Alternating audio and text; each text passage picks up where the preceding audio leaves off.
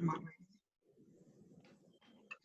everybody, I'm Terry at Love That Olive, and joining us is Carrie. Go ahead, Carrie, introduce yourself. Hi everybody, I'm Carrie. As Terry just mentioned, I work as a cheesemonger. So a lot of the classes I've been doing lately are a lot of grilling cheese. That's just why we're out of gas. So Terry is going to be doing the flatbreads in the oven, and I'm going to pretend to do it on the grill. You can still, you can imagine, and you can see just different ways to make the flatbreads. It'll be fine. Mike and I will just eat it later. So Terry, I was thinking with the first one, if I had a flame under here, I was going to start with roasting the grapes to get them rolling, and then move to the Mexican street corn flatbread. Okay. Terry, tell us about your company first. Oh, yes. My company is called Forage de Fromage. I'm the fromage part. My husband is the forage part. He works as a dairy nutritionist. And so we do a lot of artisan cheese education and classes and pairing, and pretty much anything dairy we do consult on. And so this is just one of the classes that Terry and I have been doing together. It's been a lot of fun. Yeah, we've been having a lot of fun. Anybody be sure to check out Carrie's We've gone pretty website. much virtual these days. Yeah, that's right. Everyone be sure to check out Carrie's website. There's a lot of great information there, and it also shows classes that she's doing working with cheeses. And let me tell you, she knows all of her cheeses. So you can always ask questions to her there also to get some answers on some really unique cheeses that you can find in the Twin Cities and around the area.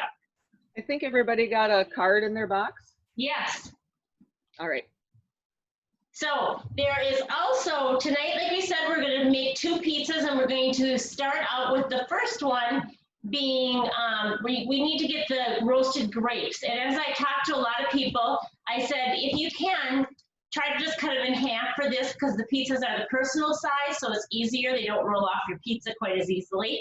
And so some people are going to roast them ahead of time, but otherwise, let's just show them. Carrie, do you have your grapes ready to go to show them what we want to do? I do. Go for it. I've done a lot of work on in cast iron pans on the grill. It works really nice, and we have a lot of cast iron. So I just put the grapes in your hole, and being that it's going to be on supposed to be on a really super hot grill, they'll burst a little bit, and we put in rosemary olive oil and a little bit of the vanilla sea salt to get those going. And once they get nice and caramelized and bubbly, then they're ready to go on the flatbread. That's lemon sea salt. Lemon sea salt, yes. Yeah. So take your lemony. And I'm going to put mine on a tin foil right on my pan. You can put this right on the grill, the tin foil, or put the pan in the oven. And of course, just drizzle that rosemary over the top. And you have your little packet of lemon sea salt, which is amazing. Does anybody just take a taste of this? Just taste it. It just bursts in your mouth, the amount of lemon in it. By the way, if you have a question, please just write it out in the chat area, or turn your mic on and ask us as we're going along here. And then you're going to put them in the oven or on the grill until, as we said, they'll kind of pop a little bit. You kind of hear them. It doesn't take long to do these. I just did a group of them not too long ago, and I had them in about 4 minutes at the most at 400 degrees.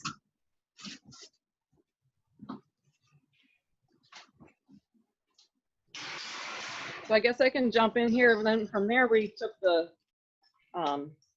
your little flatbreads and non-flatbreads. I love these things, and that's why I don't ever let them into the house, because I'll just sit down with a whole package with butter. This is so good. Now, brush a little more rosemary olive oil on that, and I think we added a little more salt to that, Terry. We sure do. And you know, these come in all sizes. You can get large ones, you can get small ones. You can actually do pizza crust and make your own. We have this, which I love to use in the store too. It's called an Italian stack bread mix. This one you just add water to, and then it makes it into a flatbread pizza. And you could just do a nice pizza on it with all homemade crust.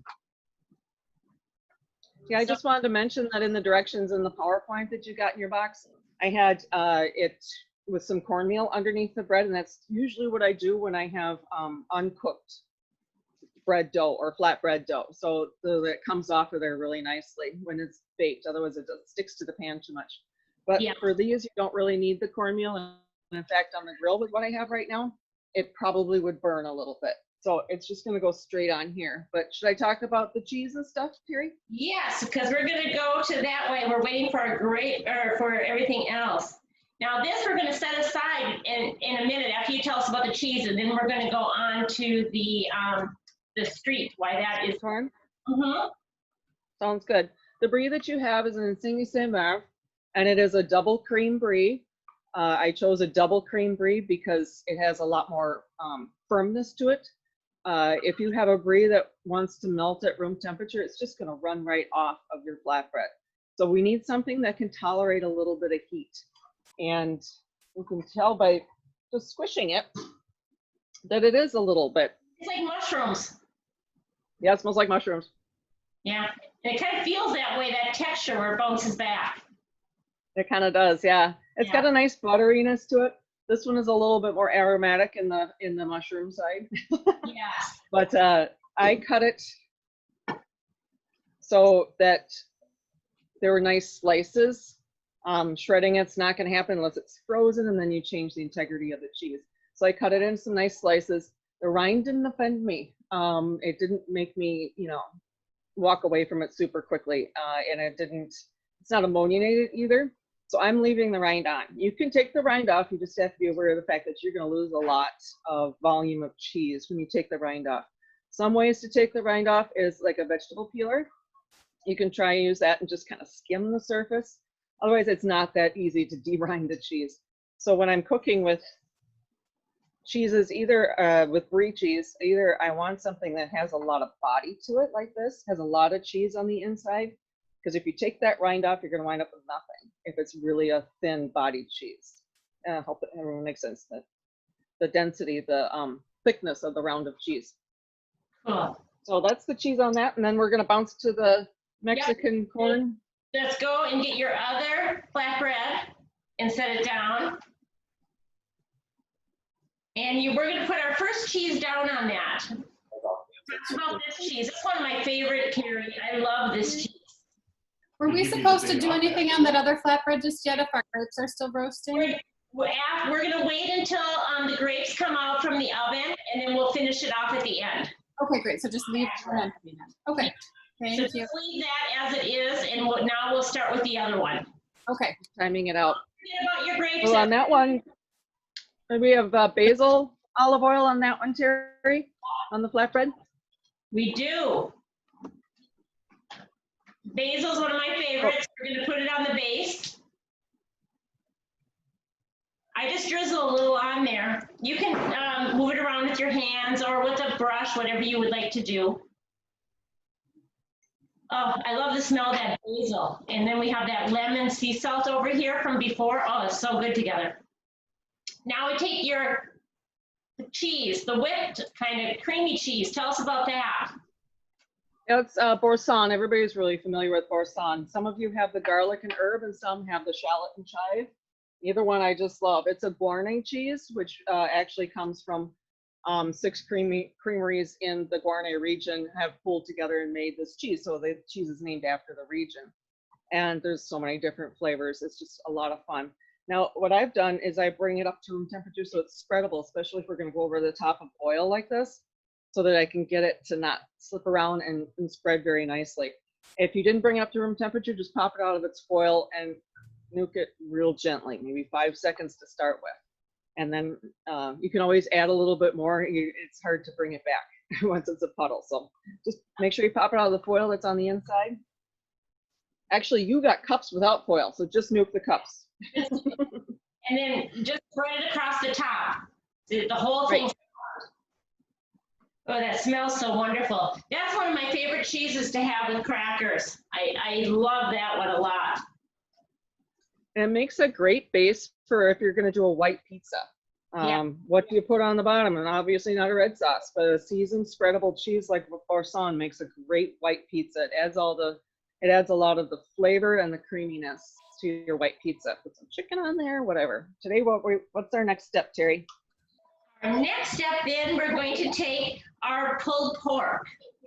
Okay, the pulled pork in here, we sauteed this with a new sauce that we're carrying. It's actually a taco simmering sauce. So that's why you'll see it says taco sauce on top, but this is a Korean barbecue. And it's a simmering sauce for tacos. I use it for so many things. And yesterday, I just took this in some pork tenderloins and put them in the crock pot for 3 hours on low. And then I took them out and I shredded it. And then I just poured some of the Korean barbecue right into it. It's so amazing on that. It gives it a great flavor. It is not spicy. It's sweet, as you can taste it as you're going through it. You're going to spread that all on the top. The other of your pizza with this pork. The other thing I do with the Korean tacos is, of course you can do tacos with it, but do chicken with it to make fajitas or tacos. I love shrimp sauteed in it.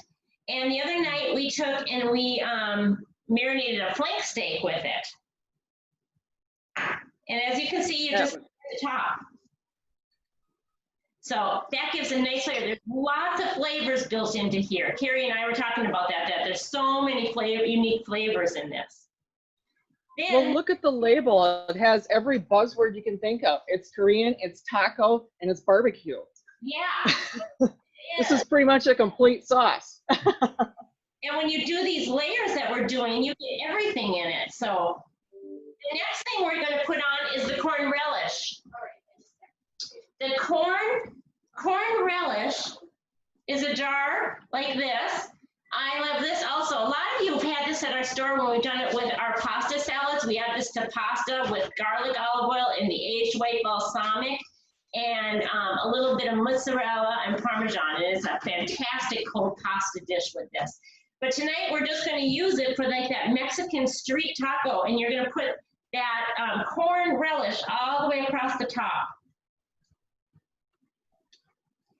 We had it the other night with a little bit of leftover tri-tip and a little drizzle of the Korean barbecue taco sauce and lettuce wraps. Ooh. That was very nice. That sounds wonderful. Now, on top of that, what cheese are we going to do? We're going to do Black River Blue cheese. And this one has an interesting story. Now, there's 2 ways you can do this right now. You can put it on and then put it on the grill, which is supposed to have fire, or you can sprinkle it on after you pull it off. It kind of depends on your texture, what you want it to look like. You can treat it like you're doing a feta cheese or something like that. Or if you would rather have it melt into your flatbread, do it before. This one has an interesting story. Wow. It was the Black Creek Blue name with it, no matter who has made it. Okay. It's been made by a couple different producers. It's now back at the original producer. There was some legal action that was happening there, but it's kind of carried its own name wherever it goes. They also make a gorgonzola. I like this one because, well, one, it's not very expensive. It's from Wisconsin. It's not very expensive. It has a lot of good flavor, and 2, because it crumbles really well. You can also use a very, very creamy blue cheese if you just want smooth meltiness to happen, like a Point Reyes blue. But this one is it's a kitchen workhorse. It's one that is really good on just about any blue cheese application. It's going to carry its flavor through. It's not going to get muted by things. And I like blue cheese. A little bit of a sharpness, but a good sharpness. And I find that with all these other flavors on there, that's going to really help to bring them all together, I think. I think that'll be really nice together. I have this fun cast iron pan that I use on the grill. Sometimes for vegetables, usually, because it's kind of got that backsplash. But with cast iron, the nice thing is that it holds its heat. So you're not going to have highs and lows, but you just got to remember that with cast iron, it's going to hold its heat. So you don't want to leave something on there that's going to get burned. And Carrie, how high what do you have your grill set at? Like, what's the temperature when you're grilling these things? About medium high. We do have like Brie. This is going to be very, very handy for you if you have one of Okay. these on your grill, Yeah. because we have the temp of the oven at 400. So keep an Okay. eye on this. We'll close it anyway. Okay, so around 400 on the grill as well then? Around 400 because these Okay. are already cooked. So we can go a little bit higher temperature. The dough is already cooked. If Okay. it was uncooked dough, I would turn it down just a little bit. Sure, okay.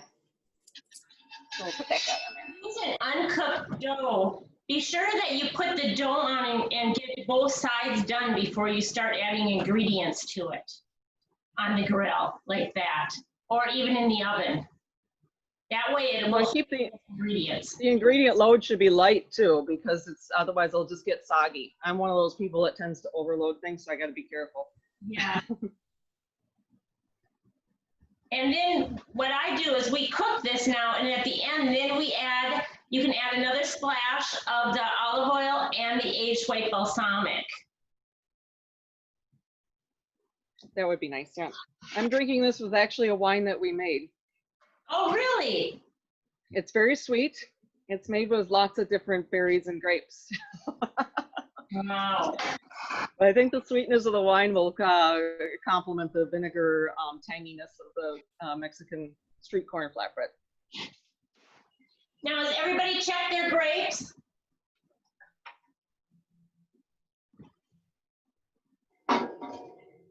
Mine are perfectly roasted. Good. Mine are good too. So I have the Brie on mine. We put the slices of Brie on, and now add your roasted grapes on top of that. And you know, you can do different things besides grapes on here. You can roast peaches, are fantastic. You can do some strawberries, all kinds of different things to change this up. Go seasonal. What's tasting good right now? I just did some cherries. Strawberries, keep your other ingredients really light in flavor. The olive oil and the balsamics, which is actually what we have right now, is going to stay really nice and light for strawberries. Yeah. Like I said, peaches when they're in season, and just go work seasonally and just play with it. I mean, Terri's got so many things that you can play with to come up with great combinations. That anything is good. You have that tangerine balsamic. That would be really interesting with a peach. Yeah, that would be. Roasted. Then you have your thyme. Be sure to strip it off and then put it over the top to give it that little nice fresh herb. Terri, you decided you wanted us to go with thyme. Why is that? I think because rosemary would be doubling it up, I think, a little bit. Mm-hmm. And also I like the light lemoniness of thyme. Yeah. And it's also pretty. Basil could be a little overpowering. Is there oil on this one? Yes. If you're going to do, marry the weight of your herbs with the weight of your cheese and your fruit. If you're going to do a heavier tasting fruit like cherries, then, switch it up to rosemary and see how that works for you, or sage even. Okay. And with the time of year as well. So, magic of television. We started by putting the rosemary down on your flatbread. Okay, rosemary olive oil on there. And then we're adding the Brie cheese, the roasted grapes. We're putting the fresh thyme down on that. And then we are going to bake it up.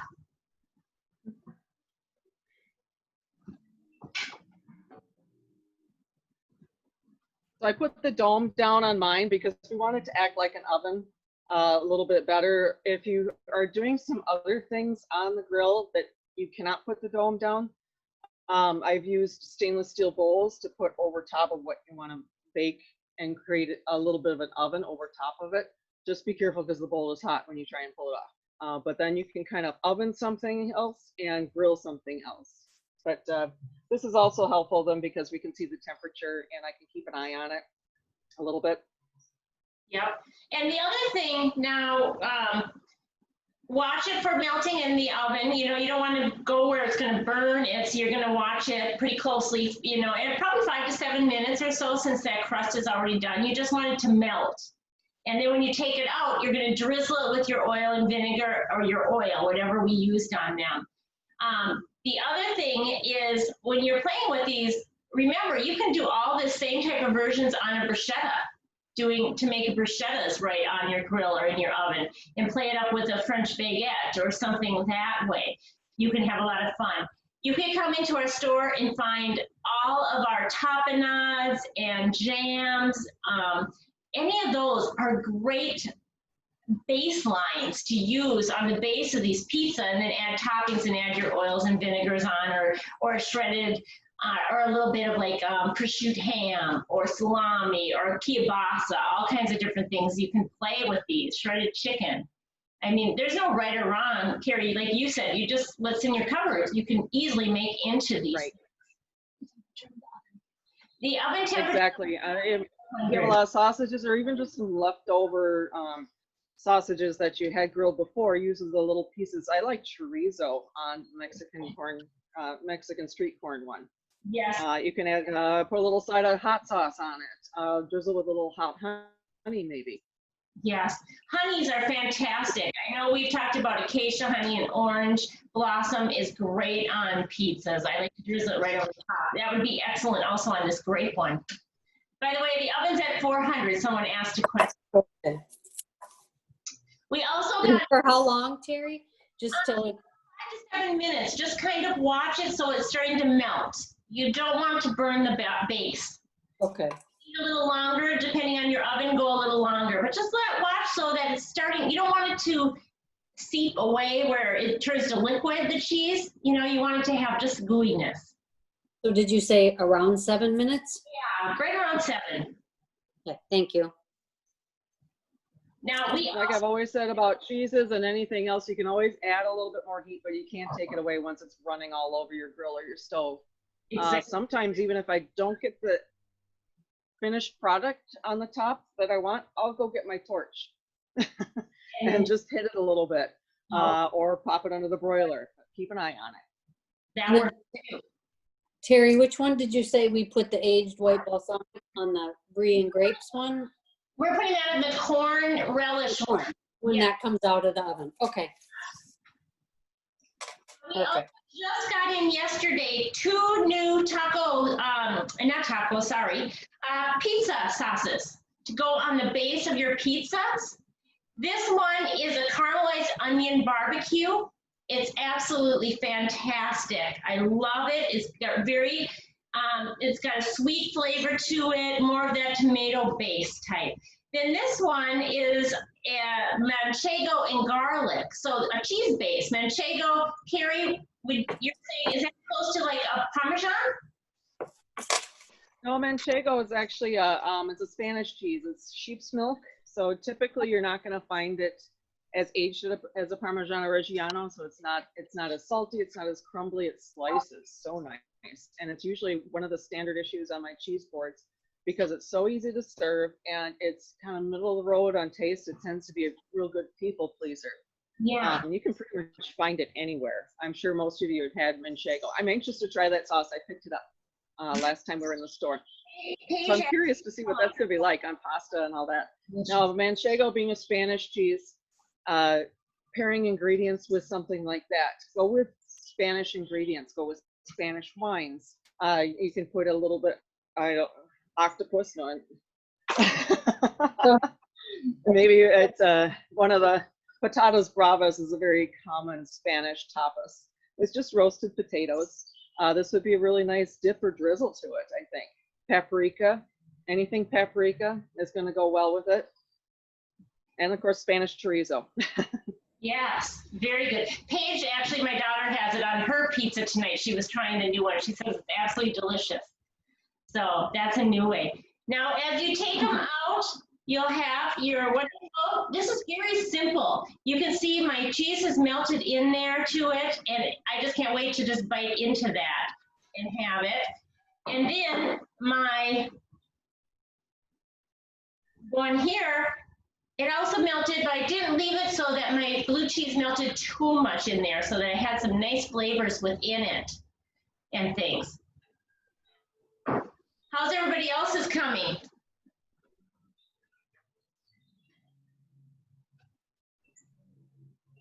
Everyone's perfectly quiet. Anyone else? Couple more I minutes on didn't a bake card. mine, but it looks delicious. Yes. Are they baking right now? No, I didn't put it in the oven yet. So Or after? Good. It smells amazing. yeah, it does. With all those, and like we said, remember we said we're taking that aged white, and then just do a little drizzle. That gives it that tiny bit of sweetness and tanginess that brings all the rest of those flavors together. You don't drizzle anything Now on you can the. substitute green cheeses grapes. in and out. Just Go ahead, You can drizzle a little olive oil when it comes out. What I like to do with all my pizzas like this, I like to put olive oil right on my plate with a little bit of salt, and then I dip the crust into it as I'm eating it. I do that with all pizzas. Now you can change up the cheeses, and you don't have to run out and get exactly these cheeses. Just trying to teach what some substitutes might be, some other ideas, especially with some of the barbecue sauces. Cheddars go very well. A nice aged cheddar does a crumble and it can be a nice topping cheese, especially with the Mexican street taco. That one also is fantastic with feta cheese. Substituting out brie, you can use another super melty cheese like a Havarti, Fontina. So you're just looking for that melt to happen. And with a Fontina and a Havarti, you're also going to get stringiness also. Pears and blue cheese, that's another beautiful one, and a 2-ingredient, other than the olive oil and the balsamics to add to that. But pear and blue cheese is lovely together. You can find it. Just keep substituting different things. What I do sometimes in order to test the melt of a cheese before I use it, just to see what it's going to do, just throw a little bit in the microwave and melt it, and see if it breaks apart into oil and solids. It's not going to be the best cheese to heat with. If it melts like a brie does, it's not going to be string, but it melts really nice. Havarti and Fontina, you'll get that oozy strain coming up. So just check it out and then go, now what do I want to do with it? These are also a really nice thing. Let's say you're having a few people in for a cocktail when we can again in our small groups, right, Carrie, at the end of each other's picnic table. But right. You can put things out, put out some apple slices, some pears, some strawberries, do a little bit of grapes, add some prosciutto ham, a couple different cheeses, do some fresh herbs, put out some oils, vinegars, sea salts, and let people just build their own and have fun with it, because nothing's wrong. There's nothing completely right. It's just, they all just kind of come together and have so much fun, and people love making their own personal pizzas. That's our Sundays here at the Jared House. We have a table full of cheeses, and whatever it is we're pairing, wine, beer, cocktails. We're gonna try some kombucha now. It's a Sunday fun day, and it's really tough work, doing all these pairings and things for you. It's really hard, drinking and pairing cheese. But we'll do it. It's tough, Carrie. It's rough. Yeah, very. Well, good. Forgive me if I'm getting photobombed. I think I've got chipmunks all over the place and birds nesting above my head. That's great. Does anybody have any questions for us as we're wrapping them up so that you can go eat your pizza? I have a question. Is there any way on your website you could kind of have the directions so we could just follow this? We can print it off and then we can do it on our own. Because I've been busy sampling and drinking to take notes. I will work on that this week and have it out in a week's time, and I'll get it on our website under recipes. That's great. Thank you so much. This has been amazing again. Good. I'm glad. And I'm so excited. I hope everyone has a nice glass of wine to have with it, or a cocktail. Yes, can't wait to bake the pizza. Yeah, that's the next thing. Anybody else have some questions? Good. Well, thank you very much once again. We will be resuming Zoom things, and we are going to resume